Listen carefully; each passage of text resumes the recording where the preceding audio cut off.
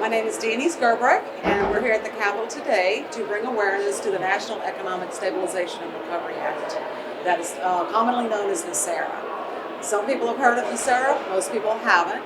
Those who have pretty much gotten their information off of the internet, which I'm sorry to say is mired in misconception and conspiracy. And we're hoping to change that by bringing awareness to it. Nisera is a bill that was written by my dad, Harvey Barnard. He wrote it and brought it up to Washington in the 1990s. And because it is a people's bill and it calls for monetary reform that has, for the United States and also has global implications, it did not get too much press there. They were not very happy. It's a very challenging bill. So what is Nesara really? I think people want to know. Nesara is a bill that has two proposals. One is to amend the Federal Reserve Act of 1913, and under that proposal, there are three major components. The first one is to remove our currency, the control of our currency, from the Federal Reserve and place it into a Treasury Reserve, newly formed Treasury Reserve, with a Board of Governors controlled by the Congress. What that means is the American people now have control of that currency. The second part of that proposal is to return our backing of our currency to a bimetallic, people say gold and silver.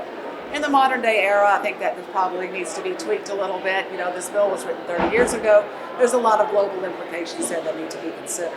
The third part of the bill calls for banking reforms, and it is mostly to do with the compound interest. See, banks would return to be more of a public utility as opposed to being a big conglomerate money-making business. Now, the second part of the bill is to replace the Internal Revenue Service with a national sales tax. People have been talking about national sales tax for a long time. It is really a fair taxation system. It is equal across the board. It's a consumption tax. You're taxed on what you consume, right? So when you go to buy something, that's when you pay your taxes. Many items are not taxed under this proposal.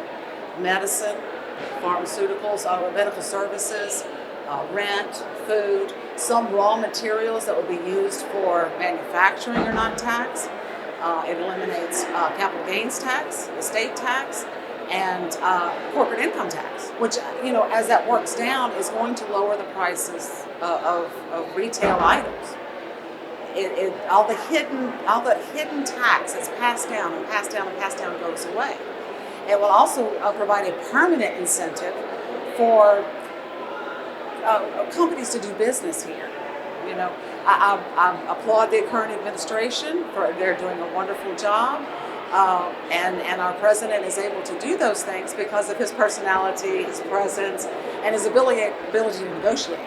The unfortunate truth about that is that he and his successors are not going to be around forever, and the pendulum's going to swing. It always does.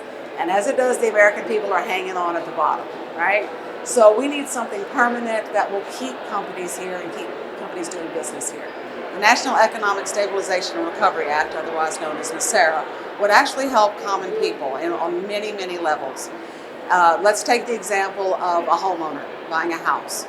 Right now, when you buy a house, we have what's called compound interest. So you are paying for 2.5 houses by the time of the end of your mortgage. Nisera would give a monetization fee to the banks, do away with compound interest, so when you buy your house, you're buying a house and a half, thereby saving you tons of money. The taxation portion of this bill, you will now get the money that the federal government was withholding from your taxes, from your paycheck every week, back in your paycheck, because you actually pay your tax when you go to the cash register. By replacing the IRS, and everybody knows the IRS has gotten way too big and way too powerful. It has been and can be weaponized. It also invades Americans' privacy. When you pay your tax at the cash register, you maintain your privacy. You can keep your receipt or not.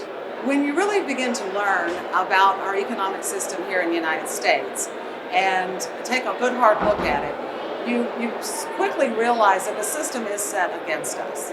It has been designed for the few under the pretense that it serves the many. And I believe John Adams used that quote. Nisera fixes a great many of those problems. It equalizes the playing field. It makes fair taxation.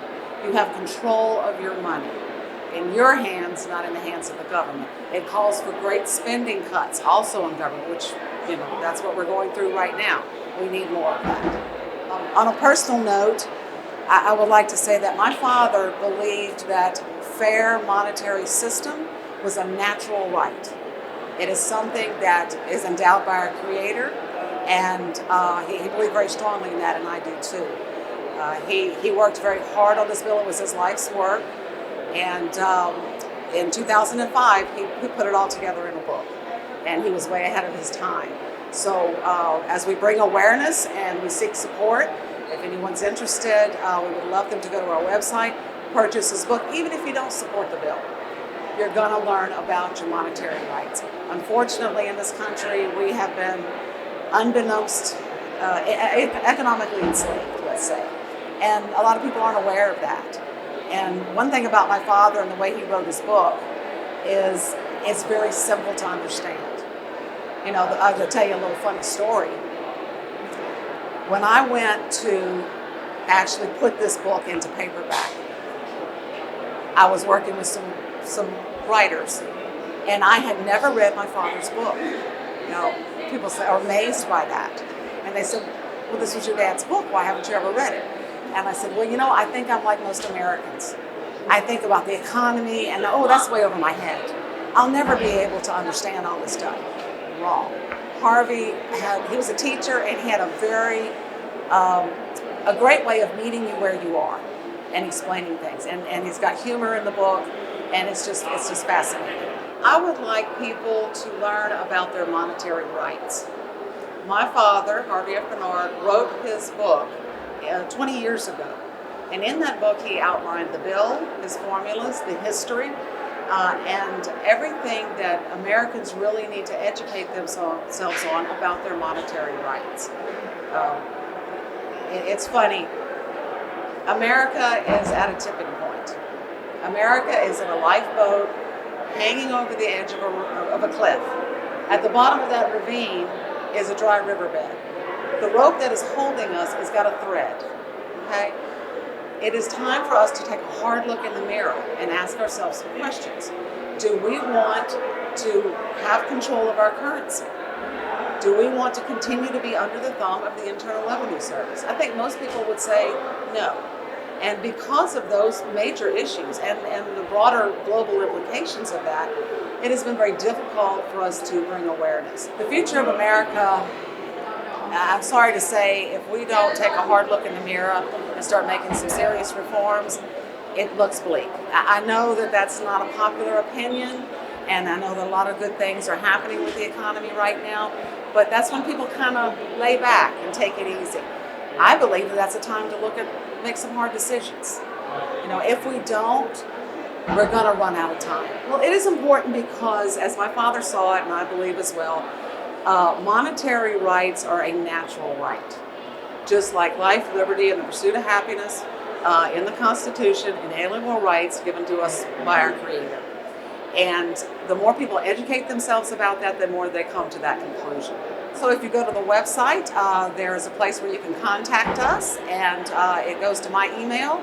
You can reach out to me anytime. I will answer questions.